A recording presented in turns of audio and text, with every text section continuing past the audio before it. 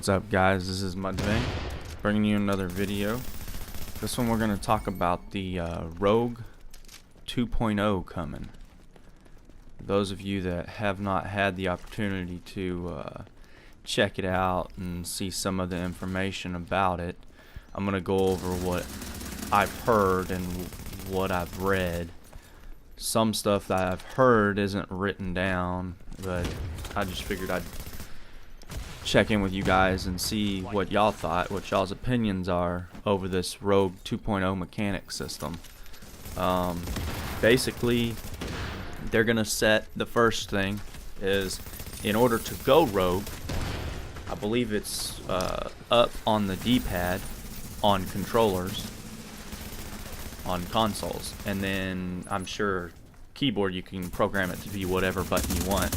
I'm assuming that there will be some kind of character animation with this new system that they're putting in place.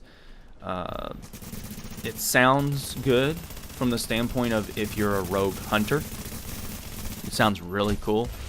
That you won't have to worry about going rogue. You know, you can just fire willy-nilly into whatever chaos horde of other players that there is, and there's no consequences for your grenades, there's no consequences for your bullets. I understand the theory behind it and what the devs are trying to do to make it a little more friendly, because yeah, you have to pull a lot of your shots when you're hunting down rogues, manhunts, whichever, and there's other agents involved.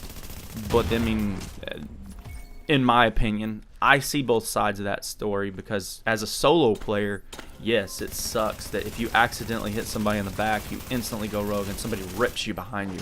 But I feel like there's other ways that they could have fixed that. Maybe the penalty for killing a timer that doesn't even have a body on them doesn't count. You know what I'm saying? Like, maybe make it to where it's negatives, or you lose something, or I don't know, anything. But I just feel like allowing players to willy-nilly chunk grenades whatever they want.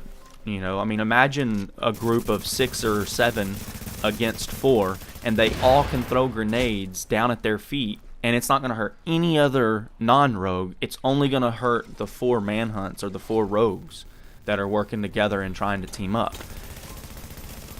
I just foresee that being a problem.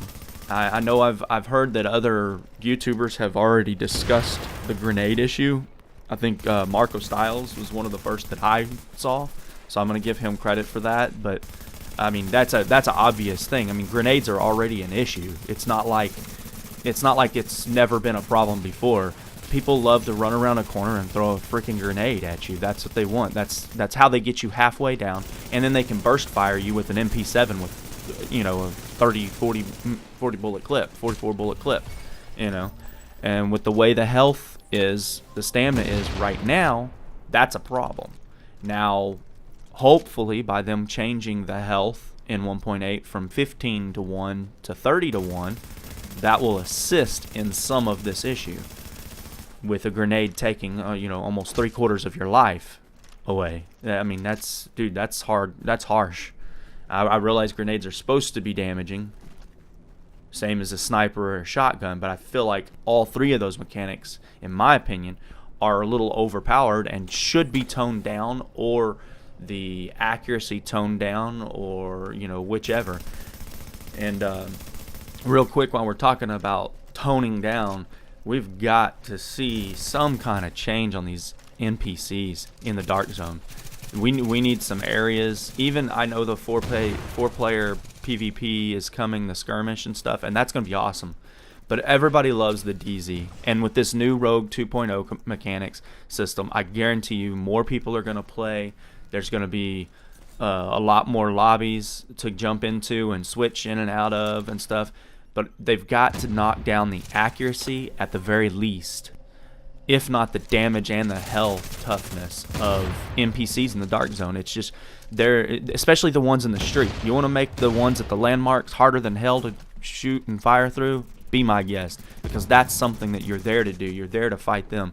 But when you're trying to PvP in the Dark Zone, the constant interference is okay, but it's when they take out half your life with a few bullets from 2 blocks down, that's where I start having a problem with the NPCs. Sorry I got off topic, but I felt like that needed to be said, and I feel like probably 95% of the population is going to agree with me on the game and the NPCs. Back to the 2.0 rogue system, from what I've understood, you also, while rogue, once you get 1 manhunt, yeah, I said 1, once you get 1 manhunt, you can go up to 5 rounds. And it looked like you're on the demos that I've seen where your manhunt is now, and it's just a solid red and yellow. I think it's going to flash, like each body flash, I believe, is how it's going to do. So 1 would flash for, rogue hunt status 1, and then 2, and then 3, 4, 5, and so on, etc. But the cool thing is, instead of having to feel like you got to fight till you're dead because you don't want to run off a stupid timer, now they're giving you the option to go to a terminal somewhere on the map. I don't know if there's multiple locations, or if it's just going to be 1 per manhunt group, or if it's going to be a constant same place. I hope it changes. I hope it's a different area, like maybe 1 per DZ. That way you could go to whichever one you want. You don't have to go to the same one every time. But I'm not real sure on those variances there. I'm guessing we'll see that in the PTS coming the 28th or 29th, I believe is what I heard. Once you go to that terminal, you get to, as a team, hold it down, and just like in Last Stand, where you go and get the boosters, you gotta, hold the button or whatever and let it build up the circle and, actually achieve the, obtaining that terminal. And then from there, it resets your timer to 0, and you are no longer rogue, I presume. I don't know if you're still going to be considered rogue at that point, or if it knocks your rogue completely off. I think it knocks it off, and then you have to go rogue again if you're wanting to stay rogue. So, I don't know, guys. It sounds pretty cool, and I'm sure there's some other mechanics that I'm forgetting. I've heard that the Banshee's going to be really dominant. I mean, you think about it.